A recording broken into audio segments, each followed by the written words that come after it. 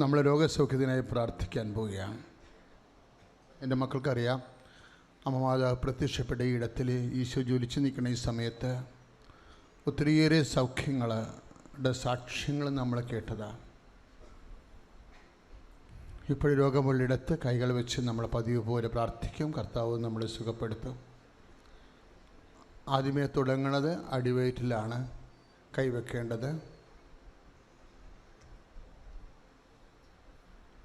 അടിവയറ്റിൽ കൈവെക്കേണ്ടത് അടിവയറ്റിൽ രോഗമുള്ളവരാ, വയറ്റ് discharge ഉള്ളവരെ, വെള്ളപ്പൊക്കിൻ്റെ അസുഖമുള്ളവർ, രക്തസ്രാവമുള്ളവർ, പിരിച്ച് വന്നിട്ട് മാറാതെ ഇങ്ങനെ പല പല ദിവസങ്ങൾ അതിൻ്റെ സങ്കടം അനുഭവിക്കേണ്ടി വരുന്നവരെ, പിരിച്ച് വരാത്തവരെ, നിന്ന് പോയവരെ, ഇറഗുലറായിട്ട് വരുന്ന മെൻസ്ട്രേഷൻസ്, അതെല്ലാമാണ് ഇപ്പോൾ പ്രാർത്ഥിക്കുന്നത്. പിന്നെ കിഡ്നിയിൽ കല്ല്, പാങ്ക്രിയാസിൽ കല്ല്, മൂത്രാശയത്തിൽ കല്ല്, മൂത്രമൊഴിക്കുമ്പോൾ വേദന, എരിച്ചിൽ, പുകച്ചിൽ, അവരെല്ലാമാണ് അടിവയറ്റിൽ കൈവെക്കേണ്ടത്. മക്കളെ, അമ്മ പ്രത്യക്ഷപ്പെട്ട സ്ഥലത്തു നിന്ന് നീ സൗഖ്യമായി തന്നെ ഇവിടുന്ന് പോകും. ഇത് എത്ര പേരാണ് ഇന്ന് സാക്ഷ്യം പറയണത്. ആ സാക്ഷ്യമൊക്കെ കേൾക്കുമ്പോൾ നമുക്ക് പ്രത്യാശ സ്നേഹവും ഉണ്ടാകണം.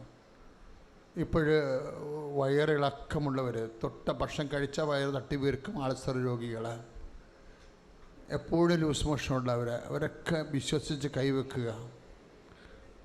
മൂത്രം വിട്ടുവിട്ട് പോണവരെ, ഒഴിക്കാൻ പറ്റാത്തവർ, വയറ് പെരുത്ത് വരുന്നത്, അല്പം മൂത്രം തിങ്ങുമ്പോൾ തന്നെ വയറ് വീർത്ത് വല്ലാണ്ട് പരിഭ്രമം അനുഭവിക്കുന്നവർ, മനുഷ്യൻ്റെ എല്ലാ പരിഭ്രമങ്ങളും. നിനക്ക് ആ രോഗമില്ലെങ്കിൽ ദൈവത്തിന് നന്ദി പറയണം. പക്ഷെ അത് ഉള്ളവർ അനുഭവിക്കണത് ഓർത്തിട്ട് കർത്താവിൻ്റെ മുമ്പിൽ അവർക്ക് വേണ്ടി നീ സങ്കടപ്പെടണം. നീ സ്തുതിക്കട്ടെ. കർത്താവേ, അങ്ങയുടെ മക്കൾ ഒത്തിരിയേറെ വേദന അനുഭവിക്കുന്നവരുണ്ട്. മൂത്രത്തിൽ കല്ലുള്ളവർ, കിഡ്നിയിൽ വേദനയുള്ളവർ, ക്രിയാറ്റിൻ കൂടുന്നവർ, അതിൻ്റെ ഒത്തിരിയേറെ ഭവിഷ്യത്ത് അനുഭവിക്കുന്നവരുണ്ട്. ഈശോ ഒരു കുഞ്ഞിനെപ്പോലും കൈവിടരുത്. 5 പേരും 10 പേരും സുഖപ്പെട്ടാൽ പോരാ, രോഗികളെല്ലാം സുഖപ്പെടണം. നടുവിന് കൈവേദനയുള്ളവരെ സംബന്ധിച്ച് പ്രാർത്ഥിക്കുന്നു. ആമാശയത്തെ രോഗമുള്ളവർ, കുടലിന് ക്യാൻസർ ഉള്ളവർ, കുടലിന് കുരുക്കളുള്ളവർ, അൾസർ രോഗികൾ, പിസ്റ്റില രോഗികൾ, പിസിയോടി രോഗികൾ, പ്രഷർ രോഗികൾ, അനൽ ഫിഷറുള്ളവരെ, കർത്താവെ ഇന്ന് സുഖപ്പെട്ട പോലെ അനൽ ഫിഷറുള്ളവരെ സംബന്ധിച്ച് പ്രാർത്ഥിക്കുന്നു. കർത്താവിൻ്റെ ഉന്നതമായ നാമത്തിൽ സഭയുടെ അധികാരത്തിൽ കുരിശിൻ്റെ അടയാളത്തിൽ ദൈവശക്തിയാൽ സൗഖ്യം പ്രാപിക്കട്ടെ. Hallelujah, hallelujah. അങ്ങയുടെ ജനം കരങ്ങൾ വെച്ച് പ്രാർത്ഥിച്ച ഓരോ രോഗദുരിതങ്ങളും തത്സമയ സൗഖ്യം നൽകുന്നതിന് നന്ദി പറഞ്ഞ് പ്രാർത്ഥിക്കുന്ന കർത്താവേ, വിദൂരങ്ങളിൽ പ്രാർത്ഥിക്കുന്നവരെയും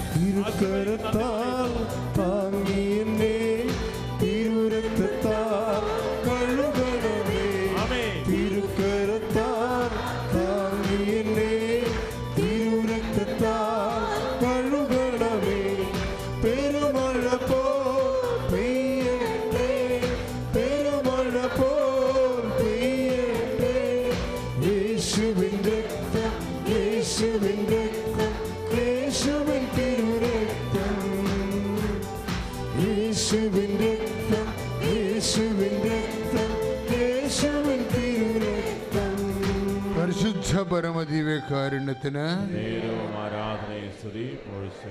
ശരീരത്തിൽ മുഴയുള്ളവർ, അതുപോലെ തന്നെ ഇരിക്കാൻ പറ്റാത്തവർ, മുട്ട് കുത്താൻ പറ്റാത്തവർ, ഇന്നൊക്കെ ഒത്തിരി പേര് സുഖപ്പെട്ടോ.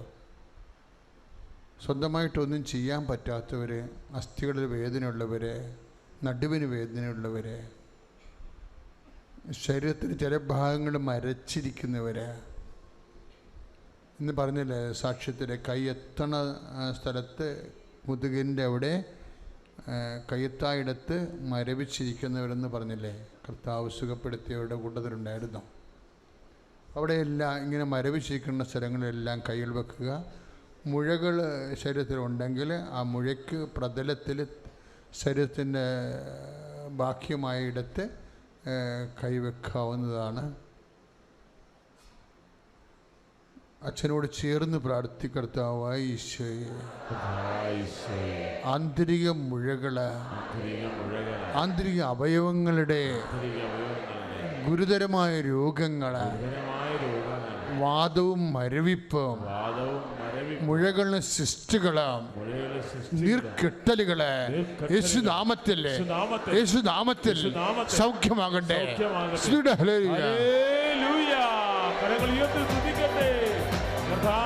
നീർക്കെട്ടലുകള്, രോഗദുരിതങ്ങള്, വിട്ടുരോഗങ്ങള് സമർപ്പിക്കുന്നു. തത്സമയ സൗഖ്യം നൽകുന്ന നന്ദി പറയുന്നു. വ്യത്യസ്ത ഭൂഖണ്ഡങ്ങളിൽ നിന്ന് പ്രാർത്ഥിക്കുന്നവരെ സ്പർശിക്കുന്ന നന്ദി പറയുന്നു. സാക്ഷ്യം പറയുമാറ് വിശ്വാസത്തെ ശക്തിപ്പെടുന്ന നന്ദി പറയുന്നു. ഹല്ലേലൂയ. രോഗമെല്ലാം മാറിടട്ടെ, കഷ്ടമെല്ലാം നീങ്ങിടട്ടെ.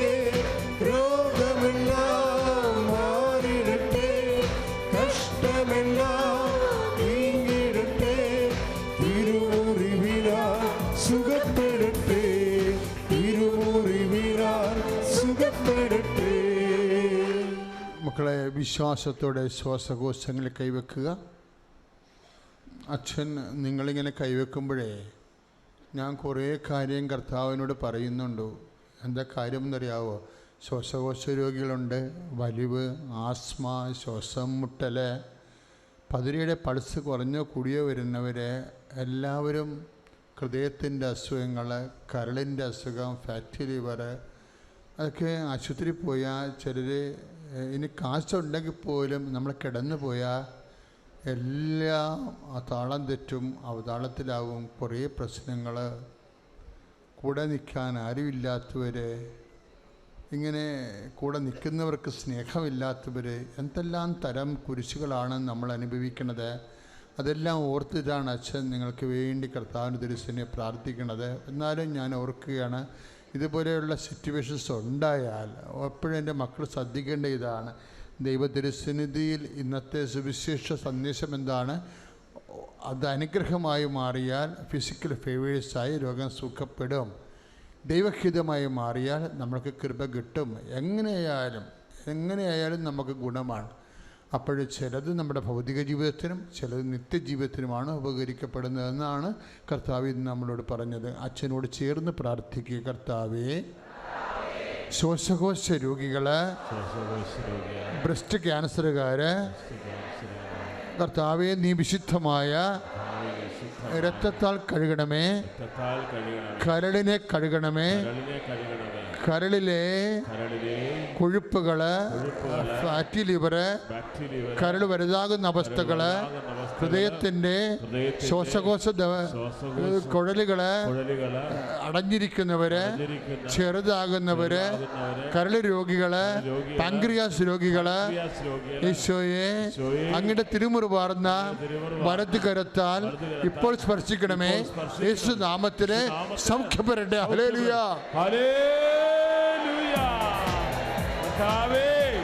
ശ്വാസ സംബന്ധമായ രോഗങ്ങള്, കുഴൽ സംബന്ധമായ രോഗങ്ങള് സൗഖ്യപ്പെടുത്തി നന്ദി പറയുന്ന കർത്താവേ, ഹൃദയ രോഗികളെ സ്പർശിക്കുന്ന നന്ദി പറയുന്നു. ഹല്ലേലൂയ. എൻ്റെ പേര് ഡെയ്സി, ഇതെൻ്റെ ഭർത്താവ് ജോയി. തൃശ്ശൂർ ജില്ലയിലെ കൂഴൂരിടയിൽ നിന്നാണ് ഞങ്ങൾ വരുന്നത്. 25/9/2019 ഞാനിവിടെ വന്ന് ഉടമ്പടി എടുത്തത്. എൻ്റെ ഒന്നാമത്തെ പുതുക്കലിന് ശേഷം കൊറോണ പടർന്നു പിടിക്കുകയും എനിക്ക് പിന്നീട് ഇവിടേക്ക് വരാൻ സാധിക്കാതിരിക്കുകയും ചെയ്തു. അങ്ങനെ ഇരിക്കെ 2020 മാർച്ചിൽ ആൾക്ക് അതിശക്തമായൊരു പനി വരികയും അതേ തുടർന്ന് ഫിക്സ് ഉണ്ടാവുകയും ചെയ്തു. ആളുടെ നില വളരെ ക്രിട്ടിക്കലായിരുന്നു. ആളെ ഉടനെ തൃശ്ശൂർ അമല ഹോസ്പിറ്റലിൽ എത്തിച്ചു. ഡോക്ടർ പറഞ്ഞു ആൾക്ക് മെനിഞ്ചൈറ്റിസ് എന്നൊരു അസുഖമാണ്, ആൾ എപ്പോൾ വേണമെങ്കിലും മരണം സംഭവിക്കാം, മക്കളെല്ലാം അടുത്തില്ലേ, അറിയിക്കേണ്ടവരൊക്കെ അറിയിച്ചോളൂ എന്ന് പറഞ്ഞു. ഇത് കേട്ട പാതി കേൾക്കാത്ത പാതി ഞാൻ കരച്ചിലായി. ഐസിൻ്റെ മുമ്പിലിരുന്ന് എനിക്ക് ആൾക്ക് വേണ്ടി ഒന്നും പ്രാർത്ഥിക്കാൻ പോലും എനിക്ക് തോന്നുന്നില്ല. ഐസിൻ്റെ ഫ്രണ്ടിലിരുന്ന് ഞാൻ ഇങ്ങനെ കരഞ്ഞുകൊണ്ടിരിക്കുമ്പോൾ ഒരമ്മ എൻ്റെ അടുത്ത് വന്നുകൊണ്ട് പറഞ്ഞു, മോളെ ഞങ്ങളൊക്കെ ഇതേ അവസ്ഥയിൽ വന്നതാ, ഞാൻ മോള് അവന് വേണ്ടി പ്രാർത്ഥിക്കും, പ്രാർത്ഥിക്കുക മാത്രം ചെയ്യ്, പരാതിയൊന്നും പറയരുത് എന്ന് പറഞ്ഞു. ഇത് കേട്ടപ്പോൾ മുതൽ എനിക്ക് എന്തെന്നില്ലാത്തൊരു ഉണർവ് ലഭിച്ചു. ഞാൻ ആൾക്ക് വേണ്ടി പ്രാർത്ഥിക്കാൻ തുടങ്ങി. ഞാൻ അന്നൊക്കെ ഉടമ്പടിയിലായിരുന്നില്ല. ഞാൻ മാതാവിനോട് പറഞ്ഞു, അമ്മേ മാതാവേ, ഈ കൃപാസനത്തിൽ വന്ന് എത്രയോ മക്കൾ യോഗ്യതയോടുകൂടി പ്രാർത്ഥിക്കുന്നുണ്ട്. അവരുടെയൊക്കെ യോഗ്യതകളാൽ എൻ്റെ ഭർത്താവിൻ്റെ അസുഖം മാറ്റി എനിക്ക് തിരിച്ചു തരണേന്നും പ്രാർത്ഥിച്ചു. അതിൻ്റെ വെളിച്ചത്തിൽ എൻ്റെ കുടുംബത്തിൽ ഇവിടെ വന്നു ഉടമ്പടി എടുത്തിട്ടുള്ളവർ ഒരേ സമയം ഫോൺ ചെയ്ത് 33 പ്രതീക്ഷീകരണ പ്രാർത്ഥന കൈവിരിച്ച് പിടിച്ച് പ്രാർത്ഥിക്കുകയും ചെയ്തു. കൊറോണ ആയതുകൊണ്ട് എനിക്ക് ICUയിൽ കയറിയ ആളെ ഒന്ന് കാണുവാനോ ആളുടെ അവസ്ഥ എന്തെന്നറിയാനോ എനിക്ക് സാധിച്ചിരുന്നില്ല. എന്നാൽ ഉടനെ ഒരുപാട് വൈകാതെ ഡോക്ടർ പറഞ്ഞു, വെൻറ്റിലേറ്ററിൽ നിന്നൊന്ന് മാറ്റി നോക്കാം, കുഴപ്പമൊന്നുമില്ലെങ്കിൽ താഴെ കൊണ്ടുപോയി MRI എടുക്കാം എന്ന് പറഞ്ഞു. അങ്ങനെ വെൻറ്റിലേറ്ററിൽ മാറ്റി, ആൾക്ക് വലിയ കുഴപ്പമൊന്നുമില്ല. അങ്ങനെ ഞങ്ങളുടെ കൂടെ ലിഫ്റ്റിൽ താഴേക്ക് കൊണ്ടുപോയപ്പോൾ ഞാൻ മാതാവിൻ്റെ കാശുരൂപം ആളുടെ നെറ്റിയിൽ 3 പ്രാവശ്യം കുരിശ് വരച്ച്, നെഞ്ചിൽ കുരിശ് വരച്ച് മാതാവിൻ്റെ പ്രത്യക്ഷീകരണ പ്രാർത്ഥന ചൊല്ലി വിശ്വാസ പ്രമാണവും 7 സ്വർഗസ്നായും 7 നന്മ നിറഞ്ഞോറിയും ചൊല്ലി പ്രാർത്ഥിച്ച് മാതാവിന് കാഴ്ചവെച്ചു. എന്നിട്ട് പറഞ്ഞു, മാതാവി അമ്മേ, ഇവിടെ എൻ്റെ ഭർത്താവിനെ എനിക്ക് തിരിച്ചു തരികയാണെങ്കിൽ അമ്മയുടെ ഈ അൾത്താരയിൽ വന്ന് സാക്ഷ്യം പറഞ്ഞോളാം എന്ന് പറഞ്ഞു. എൻ്റെ അമ്മച്ചി ഒരു പ്രാർത്ഥനക്കാരിയാണ്. അമ്മച്ചി പ്രാർത്ഥിച്ചപ്പോൾ എന്നോട് പറഞ്ഞു, മോളെ, നിനക്ക് നിൻ്റെ ഭർത്താവിനെ തിരിച്ചു കിട്ടും, എന്നാൽ അവന് ഒരു ആളായിട്ടിരിക്കാനേ പറ്റുള്ളൂ എന്ന് പറഞ്ഞു. ഇത് കേട്ടപ്പോൾ ഞാൻ മാതാവിനോട് പറഞ്ഞു, അമ്മേ മാതാവേ, എനിക്ക് ഞങ്ങളുടെ ഔദാര്യത്തിൽ കഴിയുന്ന ഒരു ഭർത്താവിനെ അല്ല എനിക്ക് വേണ്ടത്, ഞങ്ങളെ പണിയെടുത്ത് പോറ്റുന്ന ഒരു ഭർത്താവായി തിരിച്ചു തരണേ എന്ന് ഞാൻ പ്രാർത്ഥിച്ചു. മെനിഞ്ചൈറ്റിസ് വന്ന ആൾക്ക് എങ്ങനെയെന്ന് വെച്ച് കഴിഞ്ഞാൽ ഒന്നുകിൽ ആളുടെ മരണം അല്ലെങ്കിൽ ആളുടെ അബോധാവസ്ഥ. എന്നാൽ മാതാവിൻ്റെ കാശുരൂപം തൊട്ട് പ്രാർത്ഥിച്ചതിൻ്റെ ഫലമായി ഇന്നിതാ ആൾ ഓടി നടന്ന് പണിയെടുത്ത് ഞങ്ങളെ പോറ്റുന്ന ഒരാളായി സന്തോഷപൂർവ്വം ജീവിക്കുന്നു.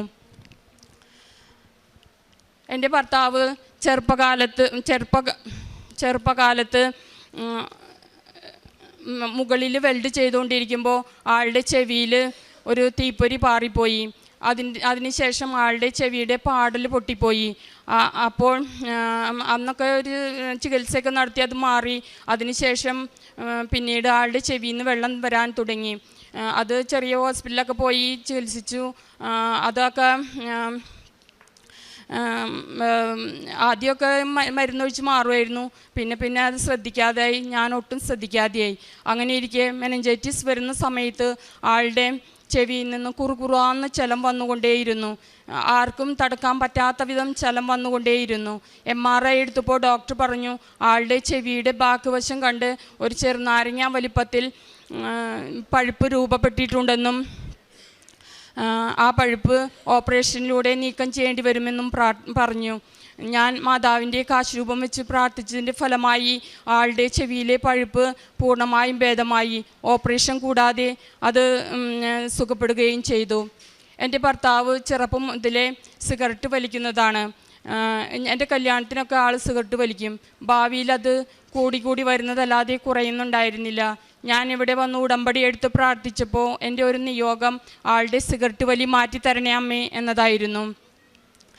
അപ്പോൾ ഞാൻ ഈ ഉടമ്പടി എടുത്ത് പോയതിന് ശേഷം വീട്ടിൽ ചെന്ന് അമ്മയുടെ വിശുദ്ധ തൈലം ആളുടെ നെറ്റിയിൽ കുരിശ് വരച്ച് പ്രാർത്ഥിക്കുകയും ഓരോ തുള്ളി വീതം ആളുടെ നാവിൽ ഒഴിച്ചു കൊടുത്ത് പ്രാർത്ഥിക്കുകയും ചെയ്തിരുന്നു. ഈ മെനിഞ്ചൈറ്റിസ് വന്ന് ഒരുപാട് കുറച്ച് നാൾ കൂടി ആൾ സിഗരറ്റ് വലിച്ചു. അതിനുശേഷം ഒരു ദിവസം ആൾ പറഞ്ഞു, ഇനി മുതൽ ഞാൻ സിഗരറ്റ് വലിക്കുന്നില്ല എന്ന് പറഞ്ഞു. അതിനുശേഷം ഇന്ന് വരെ ആൾ സിഗരറ്റ് വലിച്ചിട്ടില്ല. ഇപ്പോൾ ഒരു 5 വർഷമായിട്ടുണ്ട് ആൾ സിഗരറ്റ് വലിച്ചിട്ട്. എൻ്റെ ജീവിതത്തിൽ മാതാവ് നിരവധിയായ അനുഗ്രഹങ്ങൾ തരുന്നുണ്ട്. ഞാനിവിടെ വന്ന് ഉടമ്പടി എടുത്ത അന്നു മുതൽ ഞാൻ അമ്മയെ സ്വപ്നം കാണുകയോ ദർശനത്തിലൂടെ കാണുകയോ ഒന്നും ഇതുവരെ ചെയ്തിട്ടില്ല. എന്നാൽ മാതാവിൻ്റെയും ഈശോയുടെയും സാന്നിധ്യം എപ്പോഴും എൻ്റെ കൂടെ ഉണ്ടെന്നുള്ളൊരു ആത്മവിശ്വാസവും ബോധ്യവും എനിക്ക് ലഭിച്ചിരുന്നു. ഞാൻ ഇന്നലെ ഇവിടെ വന്ന് സാക്ഷ്യം പറയണമല്ലോ എന്ന് ചിന്തിച്ചൊക്കെ ഇരുന്നപ്പോൾ എനിക്ക് വല്ലാത്തൊരു ടെൻഷൻ വന്നു. ആ സമയത്ത് ഞാൻ മാതാവിൻ്റെ രൂപത്തിൻ്റെ അടുത്ത് വന്ന് ഞാൻ പ്രാർത്ഥിച്ചു, അമ്മേ മാതാവേ എൻ്റെ കൂടെ ഉണ്ടാവണേ എന്ന് പറഞ്ഞ് പ്രാർത്ഥിച്ച് ഞാൻ ഇവിടുന്ന് സ്റ്റോളിൽ നിന്ന് വാങ്ങിയ ഈ കൊന്ത ദേഹത്തോട് ചേർത്ത് വെച്ച് മാതാവിൻ്റെ കൊന്ത ചൊല്ലി ഒരു ദിവസം കഴിഞ്ഞപ്പോഴേക്കും ഞാൻ ഉറങ്ങി കുറച്ച് നേരം കഴിഞ്ഞപ്പോൾ ഞാൻ കാണുന്നത് എങ്ങനെയെന്ന് വെച്ച് കഴിഞ്ഞാൽ എൻ്റെ ചെറുപ്പകാലത്ത് ഞാൻ എൻ്റെ സ്കൂളിൽ പഠിച്ച സ്കൂളാണ് കാണുന്നത്. സ്കൂളിൻ്റെ അടുത്ത് ഒരു കപ്പേളി ഉണ്ടായിരുന്നു. കപ്പേളിയിൽ അന്തോണീസ് പുണ്യാളനും ഉണ്ണീശോയും നിൽക്കുന്നതാണ് ഞാൻ കാണുന്നത്. സൈഡ് വശമാണ് ഞാൻ നിൽക്കുന്നത്. ആ നേരത്ത് ഞാൻ അവരുടെ മുഖത്ത് നോക്കി പ്രാർത്ഥിച്ചുകൊണ്ടിരിക്കുകയായിരുന്നു. ആ നേരത്ത് ആ മുഖവും ഉണ്ണീശോയുടെ മുഖവും മാഞ്ഞു പോയിട്ട് മാതാവിൻ്റെ ജീവനുള്ള മുഖം എൻ്റെ കൺമുന്നിലേക്ക് വന്നു. ഞാൻ ആ അമ്മയെ ജീവനോടെ കണ്ടു. മാതാവ് എന്ന് പറഞ്ഞു കഴിഞ്ഞാൽ ഒരു സുന്ദരിയായൊരു അമ്മയുടെ മുഖം ഞാൻ കാണാൻ എനിക്ക് ഇടവന്നു. അത് ഞാൻ എൻ്റെ മകളോടും ഭർത്താവിനോടും ഞാൻ പറഞ്ഞില്ല. ഇവിടെ വെച്ചാണ് ആദ്യമായി ഞാൻ പറയുന്നത്. എൻ്റെ പ്രേക്ഷിത പ്രവർത്തനം എന്ന് വെച്ച് കഴിഞ്ഞാൽ എനിക്കൊരു ചെറിയ ജോലി ഉണ്ടായിരുന്നു. അപ്പോൾ ഞാൻ ബസ്സിലും ഓട്ടോറിക്ഷ സ്റ്റാൻഡിലും ബസ് സ്റ്റാൻഡിലും ഒക്കെ കൊടുക്കുമായിരുന്നു. സൂപ്പർ മാർക്കറ്റിലാണ് ഞാൻ ജോലി ചെയ്തിരുന്നത്. സൂപ്പർ മാർക്കറ്റിൽ വരുന്ന ഇന്ന ആളുകളൊന്നുമില്ല, എല്ലാവർക്കും ഞാൻ പത്രം കൊടുത്ത് പ്രാർത്ഥിക്കാറുണ്ട്.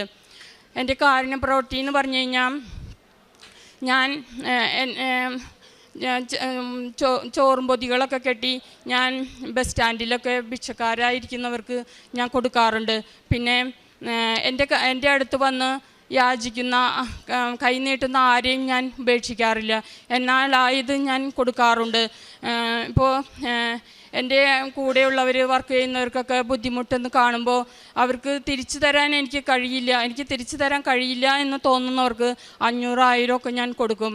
അതൊന്നും ഞാൻ തിരിച്ച് വാങ്ങാറില്ല. ഞാൻ ഇപ്പോൾ ഇവിടെ വന്ന് 2 പ്രാവശ്യം സാക്ഷ്യം പറയാൻ വന്നു. പക്ഷേ മാതാവ് എന്നെ അതിനെ അനുവദിച്ചില്ല. കാരണം ഞാൻ അപ്പോഴും ശരിയായ ഉടമ്പടിയിലായിരുന്നില്ല. അതിനുശേഷം ഞാൻ ഇവിടെ അച്ഛൻ്റെ ധ്യാനം സ്ഥിരമായി കേൾക്കുകയും സാക്ഷ്യങ്ങൾ കേൾക്കുകയും ചെയ്യും. അതുപോലെ എൻ്റെ വചനം വായിക്കുന്നത് എങ്ങനെയെന്ന് വെച്ചാൽ വചനത്തിലൂടെ ഈശോ എന്നോട് സംസാരിക്കുന്നതെന്ന് തോന്നാറുണ്ട്. കാരണം അന്നേ ദിവസം ഞാൻ എങ്ങനെ ജീവിക്കണമെന്നും എൻ്റെ പോരായ്മകൾ എന്താണെന്നും എനിക്ക് ആ വചനത്തിലൂടെ മനസ്സിലാക്കി തരാറുണ്ട്. അതുപോലെ പ്രവർത്തിക്കാൻ ഞാൻ പരിശ്രമിക്കാറുമുണ്ട്.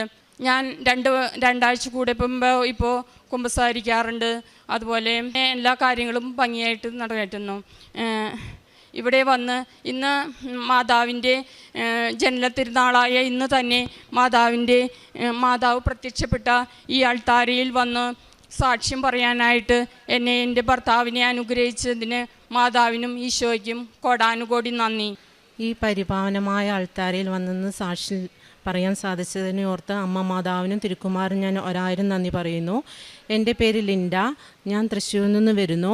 ഞാൻ 2023 നവംബർ 3-ാം തീയതിയാണ് ആദ്യമായി ഉടമ്പടി എടുത്തത്. അന്ന് എൻ്റെ ഒരു ഫ്രണ്ട് വഴിയാണ് ഞാൻ ഉടമ്പടി എടുത്തത്, എൻ്റെ OET എക്സാം പാസ്സാവാൻ വേണ്ടിയിട്ട്. അപ്പോൾ അതുകൊണ്ട് തന്നെ എൻ്റെ ആദ്യ നിയോഗമായി ഞാൻ OET എക്സാം പാസ്സാവണം. അങ്ങനെ എൻ്റെ കുറേ ഭൗതിക ആവശ്യങ്ങൾ 6 നിയോഗങ്ങളായിട്ട് ഞാൻ എഴുതി. പക്ഷേ 90 ദിവസം പൂർത്തിയായിട്ടും എൻ്റെ ഒരു നിയോഗം പോലും സാധിച്ചു കിട്ടിയില്ല.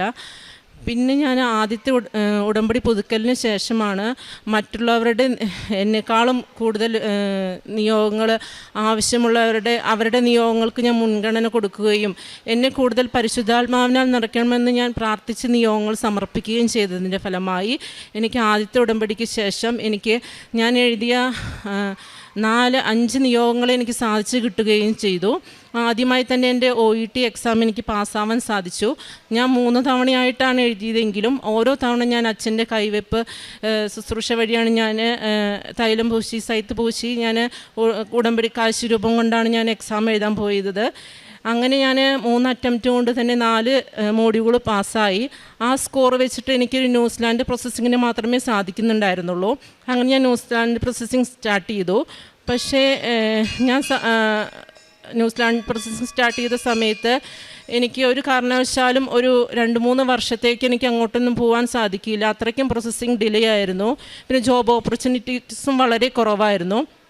അങ്ങനെ ഞാൻ OET പാസ്സായി. അപ്പോൾ തന്നെ ഞാൻ മുന്നേ 3 വർഷം മുന്നേ ബഹ്റൈനിൽ വർക്ക് ചെയ്തതായിരുന്നു.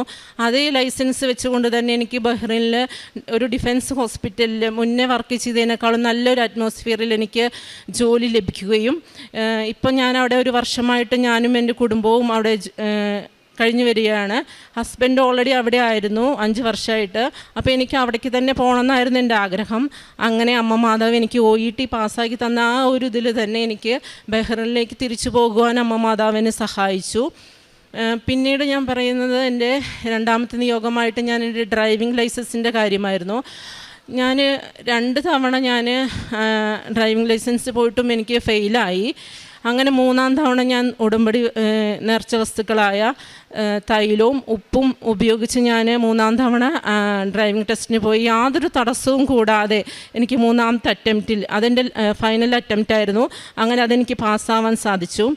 പിന്നീട് 3-ാമത്തെ നിയോഗം എന്ന് പറയുന്നത് എൻ്റെ ഈ ന്യൂസിലാൻഡ് പ്രോസസ്സിങ് സ്റ്റാർട്ട് ചെയ്ത് അതിൻ്റെ ഫസ്റ്റ് സ്റ്റേജ് എന്ന് പറയുന്നത് 6 മാസത്തിൻ്റെ ഉള്ളിൽ നമുക്കൊരു IQ എന്ന് പറയുന്ന എക്സാം അറ്റൻഡ് ചെയ്യുക എന്നതായിരുന്നു. അത് നമുക്ക് ബാംഗ്ലൂർ ആൻഡ് ചെന്നൈ മാത്രമേ ഒരു സെൻറ്റർ ഉള്ളൂ. എനിക്ക് ബഹ്റൈനിൽ നിന്ന് ആ ഹോസ്പിറ്റലിൽ നിന്ന് എൻ്റെ ഡിപ്പാർട്ട്മെൻറ്റിൽ നിന്ന് 1 ഇയറിൻ്റെ ഉള്ളിൽ എനിക്കൊരു ലീവ് സാങ്ഷൻ ആവുക എന്നത് ഒരു അസാധ്യമായ കാര്യമായിരുന്നു. എനിക്ക് 2026 ജനുവരിയിലായിരുന്നു അവർ ലീവ് സാങ്ഷനാക്കി തന്നിട്ടുണ്ടായിരുന്നത്. പക്ഷേ എനിക്ക് IQ എക്സാം അറ്റൻഡ് ചെയ്യേണ്ടത് എനിക്ക് ഈ ഒക്ടോബർ 30-ൻ്റെ ഉള്ളിലായിരുന്നു. ആകെ 3 അറ്റംപ്റ്റേ ഉള്ളൂ നമുക്ക്. അങ്ങനെ ഞാൻ ലൈറ്റ് ക്യാൻഡിൽ പ്രയർ റിക്വസ്റ്റ് ഇട്ട് പ്രാർത്ഥിച്ചു. അമ്മ മാതാവിനോട് ഒത്തിരി പ്രാർത്ഥിച്ചതിൻ്റെ ഫലമായി ഞാനൊരു ദിവസം ഓൺ കോൾ ഡ്യൂട്ടിക്ക് പോയപ്പോൾ എൻ്റെ യൂണിറ്റ് മാനേജർ വിളിച്ചിട്ട് പറഞ്ഞു, നിനക്ക് ഒരു 3 ആഴ്ചത്തെ ലീവുണ്ട്, എല്ലാവർക്കും 40 ദിവസമാണ്, പക്ഷേ നിനക്ക് ഷോർട്ട് ലീവാണ്, നിനക്ക് സമ്മതമാണെന്നുണ്ടെങ്കിൽ ഞാൻ ഈ ലീവ് നിനക്ക് സാങ്ഷനാക്കി തരാം, നവംബറിലാണെന്ന് പറഞ്ഞു. അപ്പോൾ ഞാൻ പറഞ്ഞു എനിക്ക് ഒക്ടോബറിൻ്റെ ഫസ്റ്റ് വീക്കൊക്കെ കിട്ടുകയാണെങ്കിൽ ഒത്തിരി നല്ലതായിരുന്നു എന്ന് പറഞ്ഞു. അങ്ങനെ അപ്പോൾ യൂണിറ്റ് മാനേജർ എന്നോട് പറഞ്ഞു, നീ അങ്ങനെയായിരുന്നെങ്കിൽ നീ വേറെ ആരോടെങ്കിലും ലീവ് അഡ്ജസ്റ്റ് ചെയ്യാൻ പറഞ്ഞു. പക്ഷേ ഞാനൊരു പുതിയ സ്റ്റാഫ് ആയതുകൊണ്ട് തന്നെ എനിക്കാരും അങ്ങനെ അഡ്ജസ്റ്റ് ചെയ്ത് അവിടെ തരാൻ ചാൻസ് ഇല്ല. അങ്ങനെ ഞാൻ മാതാവിനോട് പറഞ്ഞു, മാതാവേ നീ ആയിട്ട് തന്നെയാണ് എനിക്ക് ഈ ലീവ് ഈ ഒരു 2025 വർഷത്തേക്ക് മാറ്റി തന്നത്. അങ്ങനെയെങ്കിൽ നിനക്ക് ഈ ഒക്ടോബർ 30-ൻ്റെ ഉള്ളിൽ തന്നെ എനിക്കൊരു ലീവ് തരാൻ നിനക്ക് സാധിക്കുമെന്ന് ഞാൻ പ്രാർത്ഥിച്ചൊരു 10 മിനിറ്റിന് ശേഷം പിന്നെ എന്നെ യൂണിറ്റ് മാനേജർ വിളിച്ചിട്ട് പറഞ്ഞു, നിനക്ക് ഒരു ലീവ് അഡ്ജസ്റ്റ് ചെയ്യാൻ കിട്ടിയിട്ടുണ്ട്, നിനക്ക് 20 ഡേയ്സിന് കിട്ടിയിട്ടുണ്ട്, നിനക്ക് ഓക്കെ ആണോ എന്ന് ചോദിച്ചു. ഞാൻ പറഞ്ഞു എനിക്ക് 10 ഡേയ്സ് ആണെങ്കിലും ഓക്കെ ആണെന്ന് പറഞ്ഞു.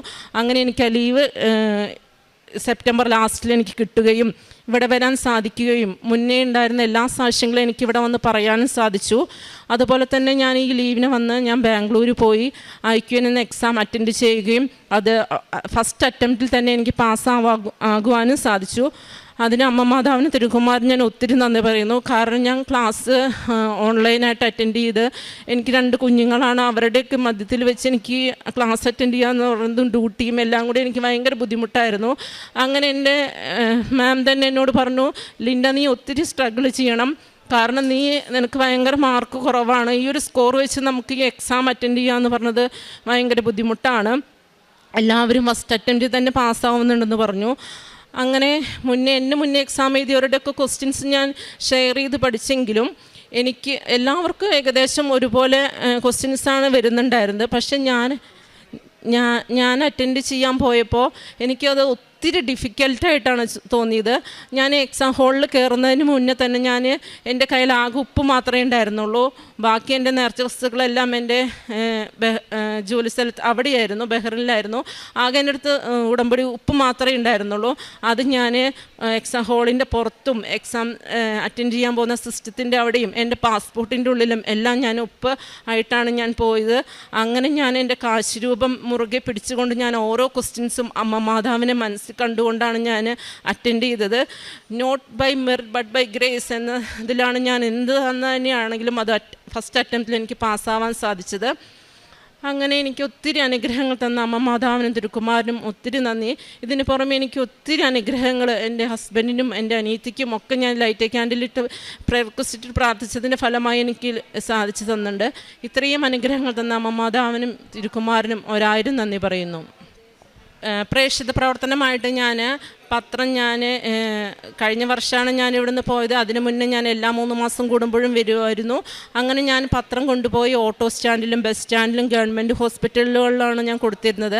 കാരുണ്യ പ്രവർത്തികളായിട്ട് ഞാനിപ്പോൾ എല്ലാ മാസവും എൻ്റെ സാലറിയുടെ ഒരു വിഹിതം ഞാൻ അർഹതപ്പെട്ടവർക്ക്, എൻ്റെ വീടിൻ്റെ അടുത്ത് നമുക്കറിയുന്ന അർഹതപ്പെട്ടവർക്ക് ഞാൻ കൊടുക്കാറുണ്ട്. അതുപോലെ തന്നെ ജോലി മേഖലയിൽ നമ്മുടെ സഹപ്രവർത്തകർക്ക് എന്തെങ്കിലും ബുദ്ധിമുട്ടുകൾ വന്നാൽ അവരിന് ഞാൻ ജോലിയിലായാലും എന്തിലാണെങ്കിലും ഞാൻ സഹായിക്കാറുണ്ട്. അതുപോലെ തന്നെ അമ്മ മാതാവിനെ പറ്റി പറയാൻ പറ്റുന്ന ഓരോ സാഹചര്യങ്ങളും ഞാൻ മറ്റുള്ളവർക്കത് പറഞ്ഞു കൊടുക്കാറുണ്ട്. ഓരോ സാഹചര്യത്തിൽ ഞാനത് പറഞ്ഞു കൊടുക്കാറുണ്ട്. എൻ്റെ കുഞ്ഞുങ്ങളെ ആണെങ്കിലും അവർക്ക് 6 വയസ്സ് 3 വയസ്സുമാണ്, എങ്കിലും അവരെയും ഞാൻ അമ്മ മാതാവിൽ നയിക്കാൻ അവരെ ഞാൻ പഠിപ്പിക്കുന്നുണ്ട്. പിന്നെ അതുപോലെ തന്നെ അച്ഛൻ്റെ ചൊവ്വാഴ്ചകളിലെ ഉടമ്പടി ധ്യാനം ഞാൻ പരമാവധി ചൊവ്വാഴ്ച കൂടാൻ ശ്രമിക്കാറുണ്ട്. ഇനി അഥവാ ഡ്യൂട്ടിയുടെ ബുദ്ധിമുട്ട് കാരണം പറ്റിയില്ലെങ്കിൽ തന്നെ ഞാൻ ബുധനാഴ്ച ആണെങ്കിലും അറ്റൻഡ് ചെയ്യാറുണ്ട്. എൻ്റെ എല്ലാ സോഷ്യൽ മീഡിയ പ്ലാറ്റ്ഫോമുകളിലും ഞാനത് ഷെയർ ചെയ്യാറുണ്ട്. അതുപോലെ തന്നെ അച്ഛൻ്റെ ഡെയിലി ബ്രെഡ് ഞാൻ എന്നും ഡ്യൂട്ടിക്ക് പോകുന്നതിന് മുന്നേ അല്ലെങ്കിലും ഞാൻ രാവിലെ തന്നെ അത് ഞാൻ അറ്റൻഡ് ചെയ്യാറുണ്ട്. ഇത്രയും തന്ന എല്ലാ അനുഗ്രഹങ്ങളും തന്ന അമ്മ മാതാവിനും തിരുക്കുമാരനും ഞാൻ നന്ദി പറയുന്നു.